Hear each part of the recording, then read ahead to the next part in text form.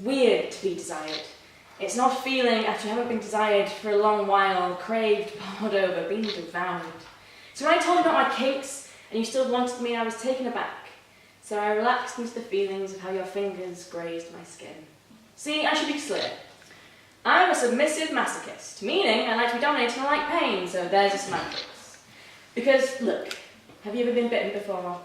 Tried a light spanking? Ever been pressed against a wall, his hands around your throat, his other ones down your pants, and I digress. It's hot. It's fucking hot. So when I'm lying there naked and we're close to each other and I tell you I like bruises, I knew I needed to explain a little. See, the pain you get from a bruise is not blinding or excruciating. It hurts, sure, but it's a dull, longing pain. It's the pain that soothes over your body, sending lightning down your nerve ends. It's a subtle, sweet pain. It's a distracting pain. When I grip and press on a bruise, I sit there in the warmth of that sugary, sweet pain. I feel numb, I forget everything else, because right there, just there, it's pure, simple, uncut pain. The other thing about bruises is that they last. A bite is a momentary pang. Scratch marks hurt in the moment, but then it's done. The purple ink drops that appear on my skin after I'm with you, they'll stay. These black and blue memories last for a week, maybe longer. These yellowing tattoos remind me of hot fucking and past lovers for days on end. So I'm into bruises. I like the look of them, the feel of them, the hurt they release. So bite me, suck me, spank me, grip me, scratch me, lick me, fuck me, hard and rough, fuck me. But when I leave this room, if you haven't painted me in pain, well, that's no fun. So come on, baby. Cover me in handprints and teeth marks and deep, deep bruises. Make them black, red, even draw blood. Make me your masterpiece. You smile, you nod, you bite my ear. You slide your hands over my body, and by fuck did you do as I ask. Thank you. A long time ago, in a land not too far away, I fell in love with a sommelier. Let's set the scene. I'm sat indulging in a fantastic meal. My nearest and dearest. The food is exquisite, but I'm not quite satisfied. I call for the waiter and ask for a wine suggestion. I'll send our sommelier, he said. And then, by my side, whispering in my ear, is the most handsome man I've ever seen. He's a true servant of Dionysius, and baby, I pray with him every day. His eyes are as dark as the grace he worships, almost like a Merlot. And his hair is as light as a glass of Dom on a summer afternoon. He grins, takes the wine list from me and says, might I suggest my number? And there started our wonderful relationship, sat in candlelit bars and dusty cellars. We melted into our tannins and he called me his fully bodied red. And as our love matured, the sex became more fruity and vibrant. He asked for more situations. Eventually said, I found a great pairing. And that's where our relationship soured. He introduced me to Rosa.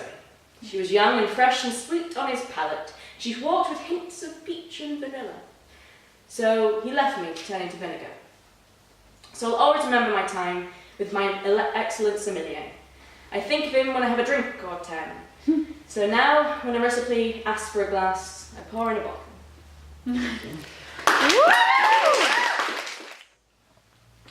Little Miss Ada, she sits at her desk and she writes numbers like they were the words of the world. Because she's got the bloody Byron in her. Her parents, they won't let her let out, they won't let her scream and shout poetical.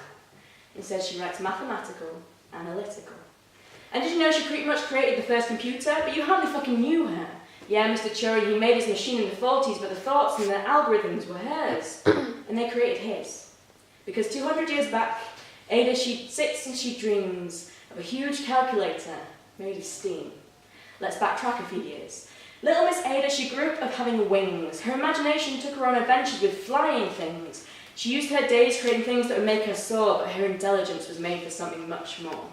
One day she was invited to a soiree, but little Miss Ada, she didn't know what to do or what to say until she was shown something truly amazing. It was Charles Babbage's difference engine. Babbage had known Ada since childhood, and from then they would use washes and cogs for the greater good. They would stay strong friends for many years and relish in each other's plans and ideas.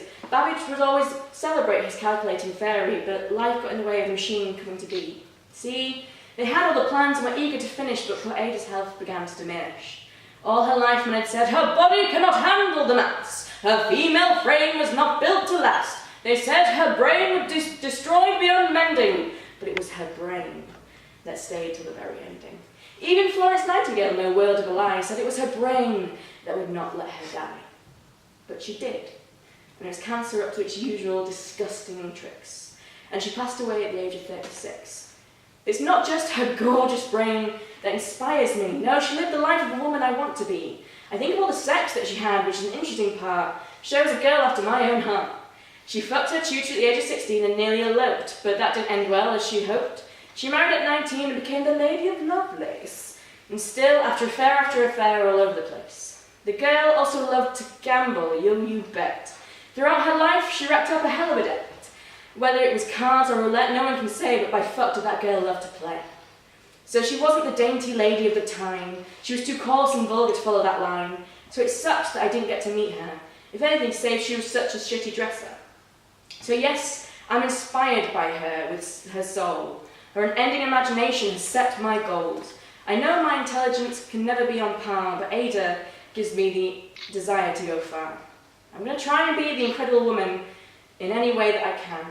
And I just remember, 200 years back, Ada, she sits and she dreams of a massive calculator made of steam.